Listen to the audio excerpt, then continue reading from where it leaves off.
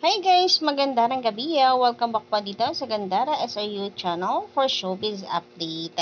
Dito na naman nga po akong muli nagbabalik. Nag-isa ninyo nagmamagandang kaligit na regards so pamagatid ang latest update and fresh happenings patungkol po sa Kim Pao. And for tonight's video, may kinalaman naman nga po ang ating update dito sa ganap kay Kim Chu at ilang chika patungkol sa kanilang dalawa ni Paulo. So, ang nabalitaan natin ay bigla nga raw pong kagaya ng atin pong headline ay bigla daw pong sumama ang pakiramdam ni Kim Chu. Pero, maigi naman daw at mabilis ding dumating itong si Paulo Avellino. Maybe pinapunta daw talaga doon na si Paulo para alagaan at alalayan itong si Kimi. Pero bago po pala yan, na ayon sa nasaga po natin chika, kaya daw po pala mayroong pa-catering sila Kim, sila Ate Lakam, is that because birthday ng hairstylist ba? Ni Kim Chu? Basta isa po sa kanila doon, kaya may pa-treat po si Kim Chu. Kasi syempre, mahal na mahal po niya yung mga kasama po niya sa trabaho. Kaya meron pong pa-catering. O, di ba, napaka-generous, napaka-bait po ni Kim Cho at ni Ate Laka. Mayan at meron po silang pa-effort and pahanda. Kaya nakakatuwa nga lang daw po na suportahan yung mga ganitong artista. Kumbaga yung inyong suporta daw, hindi maaksaya, hindi sayang. Kasi napakabuti, deserve po ni Kim yung suporta na kanyang natatanggap. Anyway, back nga po tayo sa ating pinag-uusapan. So, sa shoot nga daw po na ito na ginagawa, bigla daw sumama ang pakiramdam ni Kim Chu. Based po yan sa nasagap nating chika and meron din pong nag-vlog tungkol dito.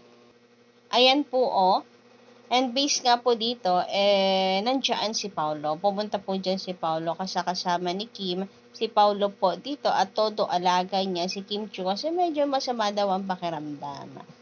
Very sweet nga daw po yung dalawa. And marami po tayong inababasa na tama lamang yan, Paulo, na alagaan mo si Kim Chu. And yung mga galawan daw po nung dalawa ay hindi mo or hindi ka na magtatanong kung ano yung real score between them. Kasi doon pa lamang daw sa lagi silang magkasama ay alam mo na yung kasagutan. So maraming salamat nga daw at todo alaga ni Paulo itong si Kim Chu. Maraming salamat sa pag-alaga at lagi siyang nandyan for Kim na kanyang tinuturing na kanyang real princess, Chinita, Charissa. Anyway, may nagtanong naman po dito sa atin na ating commentor and sabi niya dito, how about you ma'am from Malen Alvana? Ano ang tingin niyo kina Paulo at Kim? Kung para lang sa akin, meron na silang unawaan at mahal na mahal nila ang isa't isa. Well, kung akong tatanungin, parang ang tanong dito is meron nang namamagitan sa kanilang dalawa. Kung mga kilos ang atin pong pagbabasehan, even in off-cam po kasi lagi din sila magkasama, hindi ba? Ayan meron po tayong mga nakikitang pruweba na magkasama po silang dalawa. Hindi na ito work-related pero magkasama pa rin po sila.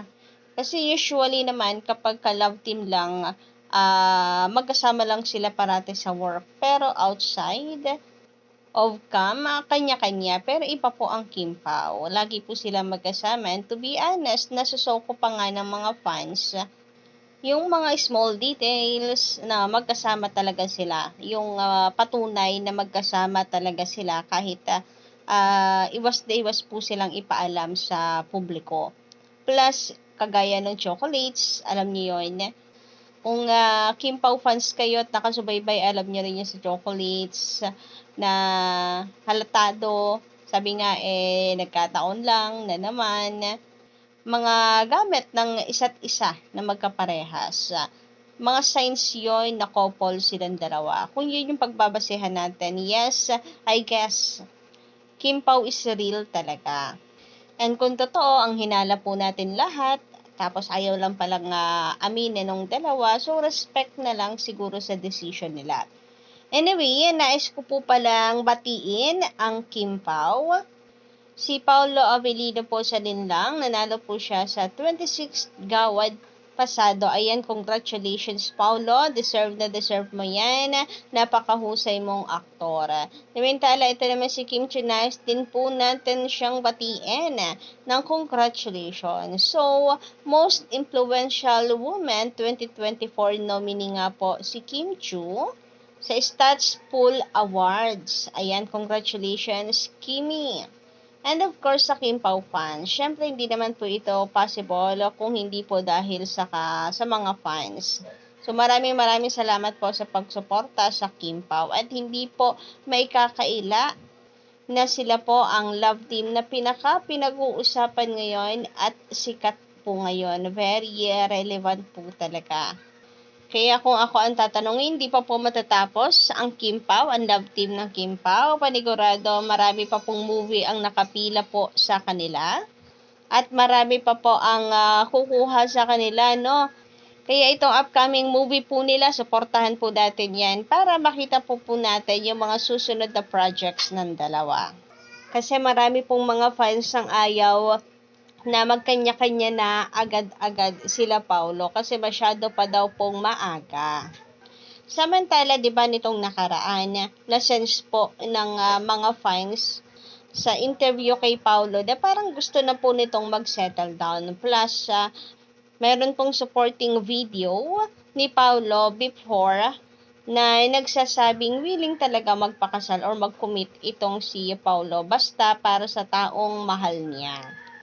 Sabi dito na isa nating commenter na si Malin Albana, matagal na ang interview na yan, noong may movie pa sila ni Bea Alonzo. It's true na sinabi niya yung tungkol sa marriage. Dati kasi kahit meaning ng love, hindi niya ma-define. At hindi siya naniniwala sa kasal. Pero sa ngayon, iba na ang pananaw niya. At kung papipiliin siya sa career or love, mas pipiliin niya ang love and marriage. Totoong-totoo ang sinabi niya. And this time na nga daw puwari ang tamang panahon, ang napipisil ni Paulo na tamang panahon to settle down. Mula nang makilala nga daw po niya itong si Kim. Nako, dilulo match. Dilulo kung dilulo na nga daw po, pero sana kalakip nga po ng praying na sana nga ay sila ng dalawa ang endgame. Hindi na rin daw po nila nakikita si Kim at saka si Paulo na hindi sila yung endgame. And nasa tamang edad naman na sila.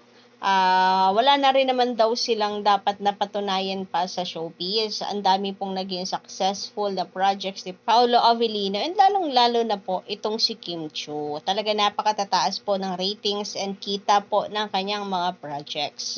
Kaya para daw po sa mga bashers ni Kim, pikit na lang kung inggit. So, yun lang po muna ang ating update sa gabing ito. Don't forget to click the subscribe button and notification bell for more updates.